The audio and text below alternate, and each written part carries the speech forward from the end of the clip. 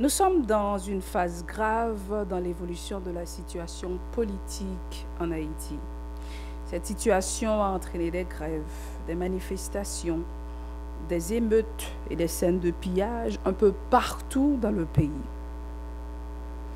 Mais plus ça change, plus c'est la même chose. En effet, on assiste de plus en plus à la dégradation de la situation socio-politique et économique de notre terroir.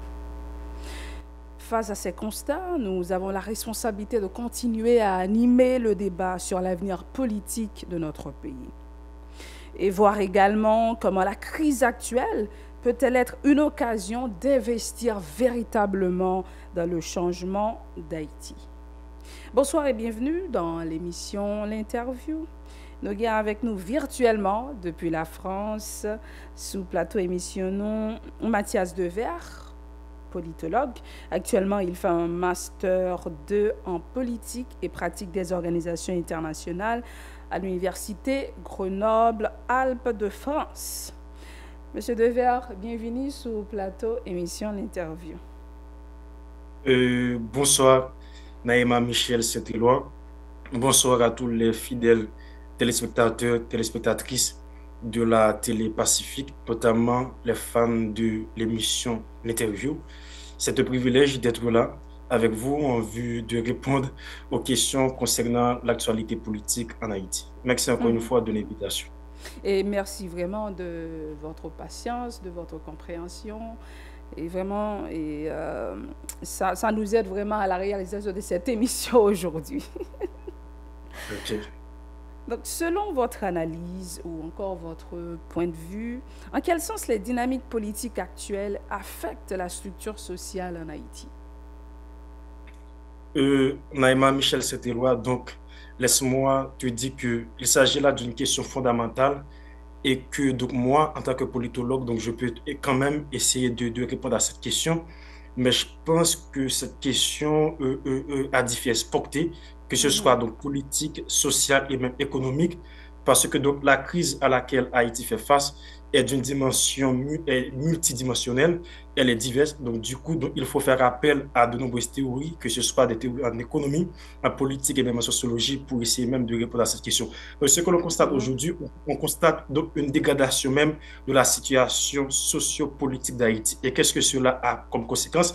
Cela a une conséquence même sur l'économie d'Haïti, parce que donc, on voit qu'il y a un rapport étroit entre stabilité politique et stabilité économique. Donc, dès lors qu'il n'y a pas stabilité politique, il n'y a pas de sorte de stabilité au plus haut niveau du pouvoir de l'État. C'est-à-dire que donc, les dirigeants ou encore les gouvernants ne seront pas en capacité de bien répartir les ressources du pays. Donc, du coup, ça va affecter les structures sociales et économiques du pays. Et c'est pour ça, et c'est pour cette raison également que nombreuses sont les institutions internationales au monde qui se mettent d'accord sur le fait que donc on évalue donc le niveau de développement d'un pays par rapport à différents facteurs, que ce soit même au niveau de l'éducation, c'est-à-dire qu'est-ce qu'on constate aujourd'hui en matière d'éducation en Haïti. Vous avez donc des milliers d'écoliers haïtiens qui ne peuvent pas se rendre à l'école à cause de la dégradation de la situation sécuritaire du pays. Et qu'est-ce que cela va avoir comme conséquence? Naïma Michel Saint-Éloi, également les téléspectateurs du Télépacifique, vous aurez donc dans 20 ans, dans 30 ans, des professionnels qui ne sont pas adaptés à faire face aux défis du futur. Parce que donc, vous avez des gens qui seront formés à moitié, des gens qui ne seront pas formés du tout, mais qui auront la lourde tâche de mener les destinées même de la nation haïtienne. Donc, du coup, donc, à court terme, pour l'instant, on sent les effets. C'est pour ça que le pays, tout ça, donc, en termes d'indice économique, de développement, Haïti recule. Mais à long terme, on aura à sentir et cet impact, donc cet impact aura à peser plus lourd sur l'économie, sur la société haïtienne dans 20, dans 30 ans. Donc, au niveau éducation, c'est, comme je l'ai dit, on a des milliers d'écoliers qui ne peuvent pas se rendre à l'école. On a des milliers d'écoliers qui sont formés à moitié ou qui ne sont pas formés du tout, qui ne sont pas aptes à faire face aux défis du futur. Deuxièmement aussi, en matière sociale également, qu'est-ce qu'on voit en Haïti? Donc, lorsqu'on essaie de visiter les pages Facebook, vous avez donc une majorité de la population haïtienne qui n'a pas accès aux services sociaux de base.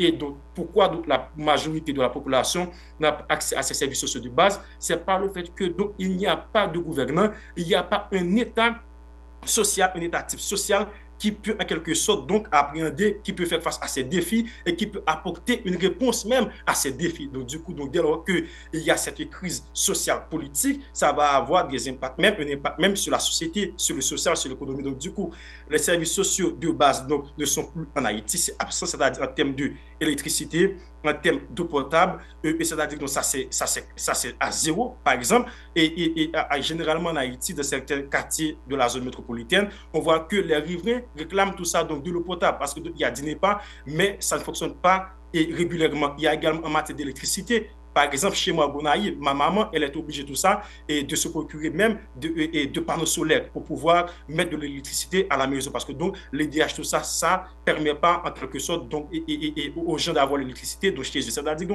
vous avez pas mal de problèmes. Et troisième élément encore, en matière sanitaire, en matière de santé, vous avez un pays, tout ça, où la santé la santé et l'État n'a pas le monopole de la santé. Le monopole de la santé en Haïti appartient même aux acteurs non gouvernementaux, notamment Médecins sans frontières, Médecins du monde ou encore Action contre la faim. Donc, du coup, donc, dès lors que ces acteurs non gouvernementaux qui étaient en Haïti décident un jour de ne plus s'investir dans ce secteur en Haïti, vous aurez un système de santé qui sera effondré. Et c'est la raison pour laquelle également que vous voyez en ce moment en Haïti, vous avez donc un système de santé à deux niveaux, au niveau étatique ou bien encore au niveau gouvernemental. Vous avez un ministère de santé publique qui ne parvient pas encore à apporter même les bénéfices même de la politique sanitaire aux populations. C'est pour cette raison même que l'hôpital de l'Université d'État d'Haïti ne fonctionne pas ou bien fonctionne à moitié ou bien fonctionne à 25%.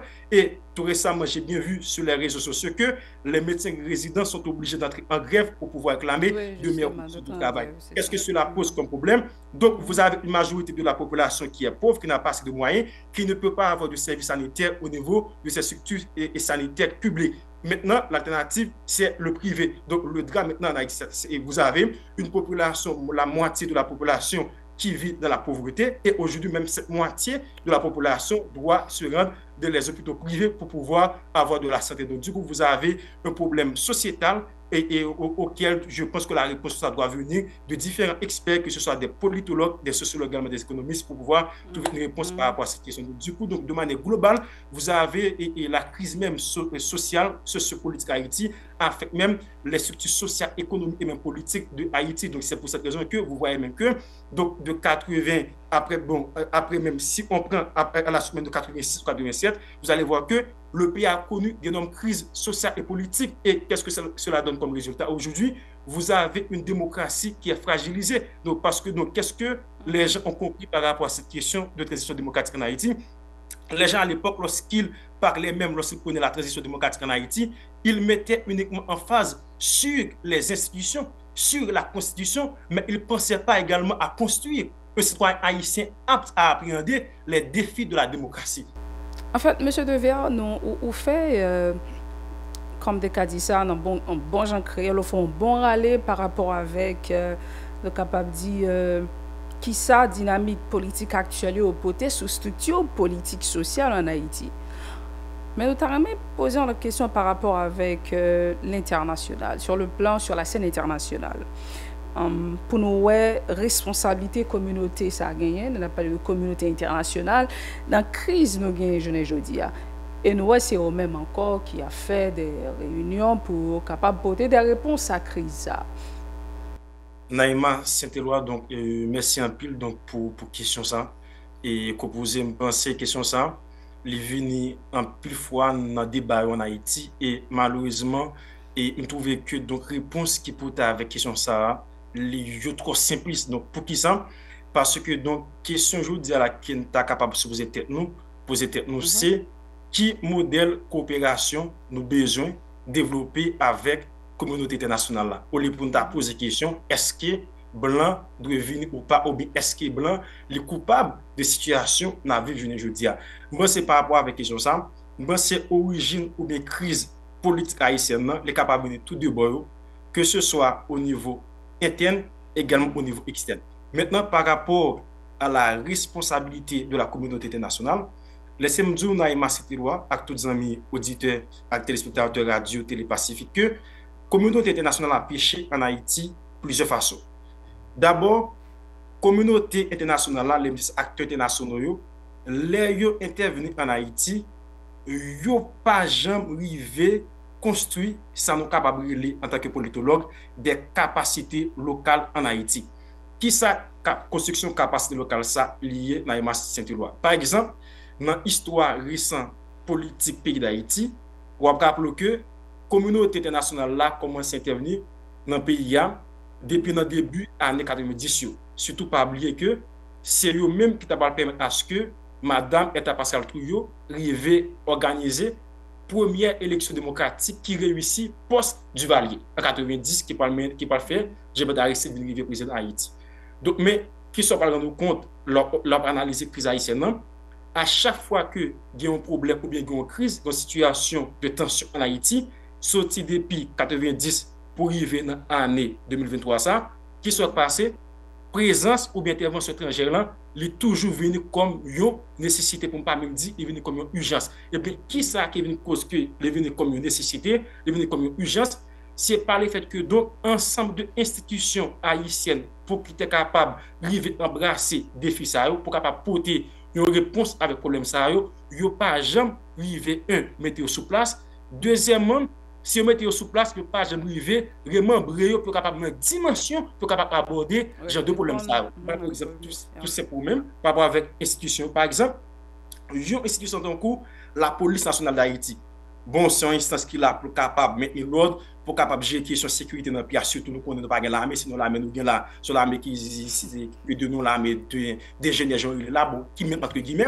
Donc mais malheureusement ça pas dans nous compte, c'est pendant situation aggravée en Haïti actuellement là que problème renforcement capacité PNH la poser. C'est pendant situation déclenchée dans niveau ça là qu'il y a pensé pour capable mettre plus moyens avec PNH pour capable arriver mater violence gang en Haïti. Aujourd'hui là, si PNH là t'es bien temps équipé, c'était doté de moyens qui nécessaires ou pas t'as obligé aujourd'hui à trouver une situation pour supplier Canada pour capable ouvrir machine de barreaux de qui ça passé. Donc les ministres en Haïti avec des experts, des techniciens, des spécialistes dans question intervention et en zone de conflit intra-étatique, et bien dans le moment où là il arrive parce que l'ordre établi en Haïti dans le moment qui est là. Mais dès lors qu'il y a allé, il n'y a pas quitté une institution qui a pour capable de faire face à la violence gang ça. Donc du coup, le problème est venu répéter encore, vous voyez que PNH est fragilisé, il n'y a pas de niveau vraiment pour capable d'aborder. Pour faire appel à blanc encore de manière. Pour faire appel avec blanc. Donc du coup, qui ça qui pose ça, je me dis là, c'est parce que il n'y a pas de construire des capacités locales en Haïti. Et pas de PNH, je vais prendre l'autre exemple. Encore par exemple, en matière de santé en Haïti. Donc, par rapport à Bill qui dit la renforcer justice en Haïti, donc on pas vraiment senti le travail qui fait. Même penser que m'a venu sur tout ça, on est capable prendre même exemple question santé avec ou même. Je dis à la question santé en Haïti, l'innommé organismes internationaux. Donc l'État haïtien pas aucun monopole dans la question santé en Haïti. Déjà, l'hôpital général, donc nous pas même l'hôpital. Donc c'est un espace qui existait, donc qui n'a aucun rapport avec la question l'hôpital vraiment vrai. Même la question alimentation, je dis à tout ça de qui côté manger Haïti sorti, il sorti de l'extérieur, qui ça veut dire qui ça veut dire que au niveau de Haïti, nous pas arriver capable produire manger pour population capable manger. Donc du coup, nous pas de capacité locale, tout ça nous besoin fait. Tout ça besoin pour fonctionner, nous les sorti de l'extérieur. Donc du coup, une dépendance totale de l'aide étrangère en Haïti. Donc deuxième approche qu'on va faire encore la question ça, encore dans ma loi, c'est que donc l'aide internationale en Haïti l'accès généralement sur le court terme, non pas sur le long terme. Donc sur le court terme, qui ça veut dire? Ça veut dire que donc au bien ensemble acteurs internationaux qui viennent bon une aide humanitaire. Or, le problème avec l'aide humanitaire, pas capable de faire développement à lui-même. Pourquoi parle? Donc, du coup, besoin d'aide qui structurelle, qui allait sur le long terme, qui est capable de renforcer l'infrastructure en Haïti pour capable à ce que le pays est capable de arriver sur le développement, pour capable d'arriver poser problème de développement. Donc, du coup, dès lors que vous pas arrivé poser problème ça, donc vous pas capable d'arriver sortir dans la crise qu'on est là. Donc, et ensuite, au niveau interne, c'est capable de dire tout, c'est que en fait donc une erreur acteurs politiques ou bien même observateurs haïtiens commettent, c'est par le fait que ils comprennent que c'est étranger qui va arriver changer situation pays. Donc dans ensemble recherche qui m'a fait année ça là en France à Sciences Po, ce qui est sur intervention internationale en zone de crise intra-étatique, gain trois bagages qui me déceler pour que une coopération internationale capable de réussir dans une zone de crise interétatique. Le premier élément, c'est surtout adhésion locale. Si pas une adhésion locale avec le projet, il n'est pas capable de réussir. Et qui côté adhésion ça a sorti? L'absorti au niveau des acteurs politiques ou encore des acteurs engagés au niveau de la société civile. Mais qui constant au capable de faire au niveau de Haïti, un seul acteur qui est engagé dans la question politique en Haïti, il n'y a pas jamais entendu sur un agenda commun pour sortir de la crise qu'il est trouvé là. Donc, deuxième élément capable de garder, surtout, c'est pour capable de garder tout objectif ou bien objectif acteurs internationaux. Donc, en plus en Haïti, objectif acteurs internationaux, c'est surtout pour capable arriver instaurer une forme de paix négative en Haïti sans pas arriver instaurer sans capable de une paix positive en Haïti qui c'est une absence structurelle de la violence en Haïti.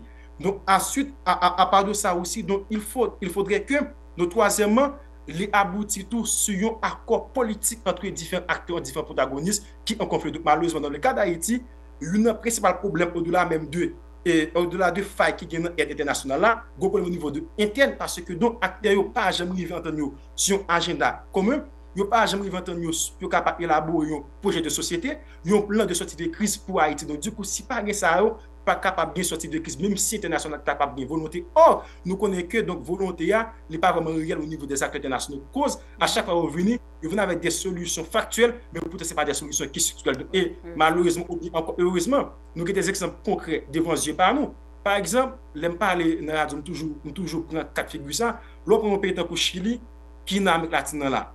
Chili sorti de notre dictature par là, nous presque dans la même période avec Haïti, les Augusto Pinochet en 90. Et bien, qu'est-ce qui s'est passé?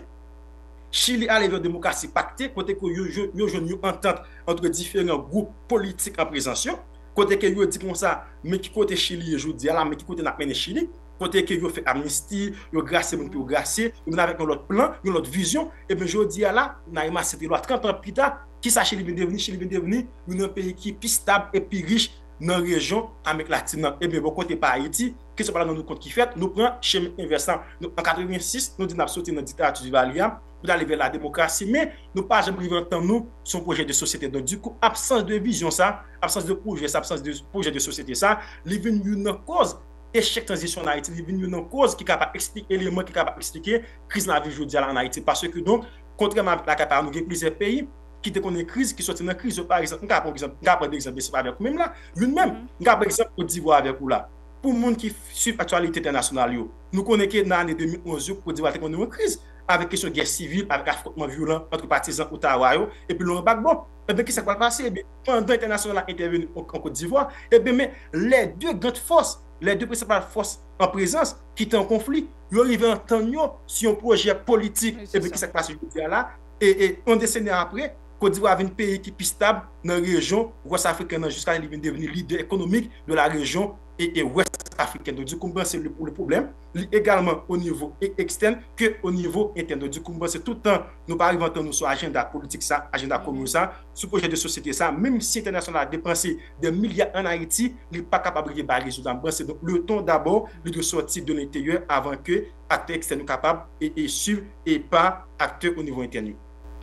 Donc, nous comprenons que, j'en dis, en réponse doit d'abord venir de l'intérieur, dans question entente avec acteurs, nous gagnons nationaux, nous dit ça qui, sur le plan politique, sur le plan social, donc, tout le monde doit mettre tête ensemble, au moins pour un projet de société.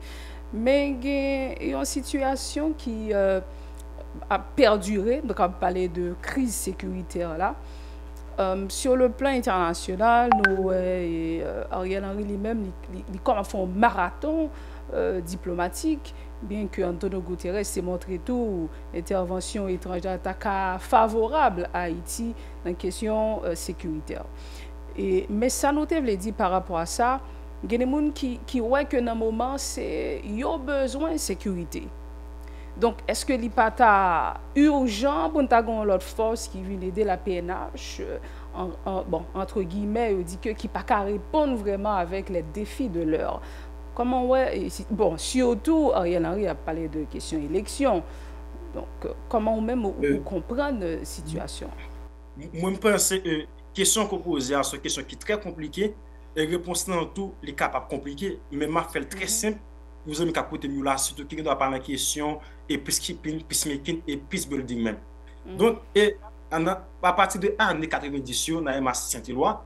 Donc, yon moun qui était secrétaire général des Nations Unies là, qui c'est Boutros Ghali, t'as pas venir avec un capable agenda mondial pour la paix, agenda pour la paix. Agenda pour la paix, ça, vous avez rendu compte que un ensemble de conflits intra-étatiques qui ont développé dans plusieurs pays, etc., qui est capable de déboucher sur des conflits internationaux. Donc, qui ça, Nations Unies pas dit tête par pour ça? Eh bien, l'ONU pas dit tête par comme ça, il faut être capable de saisir de conflits ça pour capable éviter à ce que de déboucher sur des escalades au niveau international. Donc, du coup, il faut élaborer une stratégie d'intervention qui chita sur 3 éléments. C'est surtout observation, médiation et interposition pour capable de résoudre crise intra-étatique dans le pays. Parce que nous pas bien dans Saint-Éloi, crise dans la vie en Haïti, la crise intra-étatique, côté que il y a des groupes armés organisés qui ont disputé pouvoir avec l'État, si l'État existe en Haïti, ou bien c'est capable de le gouvernement en Haïti. Donc, du coup, il y a l'État, entre guillemets, qui pas gain ça capable de monopole de la violence physique légitime qui caractérise l'État même Jean-Maxime Beck capable de dire. Donc du coup là on a forme de crise intra-étatique. Mais du coup forme tout maintenant Saint-Éloi pendant l'ONU élabore stratégie ça pour capable intervenir, il veut entrer dans logique consolidation de la paix. On veut dire pas comme ça, une bagage qui capable à ce que la paix établie effectivement dans la société ça c'est la démocratie, surtout la démocratie libérale là. Parce que pour eux même pour une question de démocratie libérale, ou pas faire la guerre, on dit que si on prend même méthode, ça, même formule, ça, on vient avec une résolution crise intra-étatique, ça capable permettre à ce que donc, si la société a une démocratie qui table la Kali, il est capable d'éviter de tomber, plonger dans la violence. Et bien, qui ça, l'ONU parle dans le compte, Naïma, cette loi, l'ONU parle dans le compte que c'est plus facile pour capable arriver rétablir un climat de sécurité dans le pays, au lieu pour capable arriver résoudre le problème de violence de manière durable. Et bien, qui s'est passé? À chaque fois que les Nations Unies interviennent dans plusieurs pays, donc, au premier abord ou bien au premier degré, vous sentez que le problème de sécurité et insécurité à résoudre, mais pourtant, les causes structurelles de la violence, il y a toujours là, mais qui ça? Je parle de la grande somme internationale, parce que pas là, nous avons relation internationale, nous avons peacemaking. Je parle de tête par comme ça que la sécurité doit être conçue comme étant un enjeu de développement. Parce que donc, pas capable de sécurité si pas une bonne corrélation entre développement et sécurité au niveau de ces pays. Regardez bien cette loi sans que nous obliger à aller plus haute théorie. Regardez bien qui côté qui a plus conflit intra-étatique côté groupe armé à battre entre eux. C'est au niveau des pays sous-développés. C'est un de conflit côté que donc des problèmes pour côté une forte pression sur les ressources, c'est-à-dire donc au ensemble monde qui privilégie nos sociétés et puis donc qui gagnent majorité dans la crasse, majorité population les pas ressources qui ça parle venir provoquer une forme de frustration. Donc du coup ça va laisser une majorité de la population dans la précarité qui est capable de mener conduire vers la violence. Donc et du coup l'ONU parle comme ça au lieu d'aller vers la paix négative, il va aller plutôt vers la paix positive. Donc, malheureusement, Naïma, cette loi, donc, dans cette question même d'instauration même d'une paix positive en Haïti, l'ONU a échoué. Parce que donc, consolidation de la paix n'est pas jamais arrivée, bah, résultat en Haïti, parce que donc, l'ONU pas arrivé à attaquer avec construction de la violence en Haïti. Parce que donc, construction de la violence, même ces questions, inégalité sociale, économique, pour poser d'abord, ces questions pauvreté, mal développement, pour poser, pour capable arriver, le problème, Naïma, cette loi, regarde bien. Dans qui zone en Haïti, qui donc d'après vous, tu as vu une force peut-être qui t'a débarqué, nous dit qui t'a de manière cosmétique venir sur le terrain et de nous faire élection. Donc vous pensez nous qu'à retourner dans le même cercle vicieux depuis forces étrangères, ça va aller. C'est ça. Et évidemment, sur le coup terme, donc, il est nécessaire, évidemment, pour gagner une intervention étrangère internationale en Haïti. Mais qu'on y a là, question qui nous pose peut-être par nous, c'est qui modèle d'intervention nous besoin pour Haïti? Est-ce que nous besoin d'une intervention qui permet à ce que nous arrivions marquer violence ganglan à court terme, côté qu'en 2023, nous intervenu, et puis en 2024, aller dans le pays, et puis violence aller retourner encore? Ou bien est-ce que nous besoin d'une intervention qui peut arriver à attaquer avec construction de la violence en Haïti? Donc, du coup, je pense que par rapport à la question, ça me pense que nous avons supposé plus aller vers une intervention qui est capable de vivre. Évidemment, une intervention qui doit côté qui est capable de coopération avec les institutions haïtienne pour capable renforcer ou bien pour capable restructurer ou bien pour capable mettre sur pied également de nouvelles institutions qui sont capables pour capable faire face avec l'ensemble des défis ça parce que donc si nous pas arriver construire sans capable capacité locale si nous pas capable arriver vraiment pour institutions haïtiennes même si pas capable d'intervention en Haïti la privé ce problème gang là à court terme mais à long terme la pêche et avant poser mon autre question Naïma on t'a souhaité faire sur ça ça nous bral fini nous entendons plus spécialiste qui a parlé sur radio qui a dit comme ça que blanc venir pour la prison évidemment nous avons fait crédit sur comme ça mais il y a un risque dans le cadre de crise haïtienne. Pas même de parler de crise interétatique. Qui s'est passé dans le cadre de crise Naïma, c'était loi. Sois bref. Pour l'intervention internationale là réussi dans le cadre de crise, il faut qu'il y ait une bonne perception au niveau de la population. Si pas une bonne perception au niveau de la population, il n'y a pas de chance pour réussir parce que donc les capables perçus comme étant une force d'occupation. Donc du coup, je pense que la crise est très compliquée. Avant même l'intervention internationale en Haïti, il faut acteurs politiques qui sont capables de mettre d'accord. D'abord, sur un accord politique, puis on dit ça, mais qui côté nous parler avec le pays, mais qui font dette que nous besoin. Mais si on arrive à entendre sur ça, les capables difficile pour l'intervention étrangère en Haïti. Pour qui ça parle de ça là? Nous allons prendre deux cas de figure avec vous-même. Le cas de l'Afghanistan. Force OTAN intervenant en Afghanistan, qui s'est passé? Eh bien, la population retourne contre force OTAN, et bien, les talibans gagnent guerre contre une grande armée internationale. Donc, en Somalie, dans les années 90, eh bien, ONU avec l'armée qui est intervenue, eh bien, ça passait. ONU avec l'armée qui obligé de quitter Somalie parce qu'ils ont perdu le combat face avec chef rebelle là qui était arrivé pour le pouvoir. Donc, du coup, nous avons des complexités au niveau même de ces guerres interétatiques. Donc, on ne peut pas intervenir comme ça. Par exemple, dans le cas d'Haïti. Donc, l'offre d'intervention dans le cadre conflit ça, il y a deux éléments qui sont très importants, le facteur de population et le facteur de territoire. Donc d'abord, il faut maîtriser le facteur population. Il faut que la population accepte l'intervention, libre tant que c'est capable d'aider à la violence. Deuxièmement, aussi, il faut maîtriser le territoire. Par exemple, côté yon est là, dans le village de Dieu là, on ne peut pas venir avec pile gros armes et atomiques, gros armes nucléaires, ou tomber vide bagages parce que capable de dommages collatéraux parce que la population civile qui a habité tout ça. Donc, du coup, c'est très compliqué. Donc, du coup, l'intervention internationale en Haïti, d'abord, il doit intervenir dans le contexte côté que il y a un accord politique entre acteurs politiques et acteurs de la société civile pour capable d'entendre sur un fait de route, sur marche à suivre, et puis pour qu'on ait qui modèle de coopération besoin avec CIA et qu'on s'en pense que nous sommes capables de résoudre la crise à court terme et nous sommes capables de jeter base pour la résolution de la crise à moyen à long terme, ou même ça qui était arrivé en 2004 pour ne pas arriver encore en 2024. Merci vraiment, Monsieur Devers. Merci d'avoir été disponible pour l'émission, l'interview. Merci beaucoup, Madame Naïma Michel Saint-Éloi. Et je pense que je suis à votre disposition. Tout ça, une fois que vous avez besoin de moi, vous n'avez qu'à me rappeler. Et puis comme ça, tout ça, on pourra avoir l'occasion, tout ça, de parler également de commentaires nouveaux l'actualité politique en Haïti. Merci encore une fois de l'invitation. D'accord, merci. Et un remerciement spécial à notre staff technique, notamment à Cassia Magofi, Stanley Pierre, Ronnie Guillaume. En fait, nous avons tout l'autre monde qui te mettait même pour l'émission. Ça, il est possible de nous dire merci. Et merci à vous qui donnez du sens à notre travail en suivant nos émissions. J'aimerais terminer avec les paroles de François Guizot, historien et homme politique français. Il eut à dire, ce n'est pas dans ses effets qu'on attaque un mal, c'est dans sa cause. Je vous dis à bientôt pour un autre numéro de l'émission L'Interview.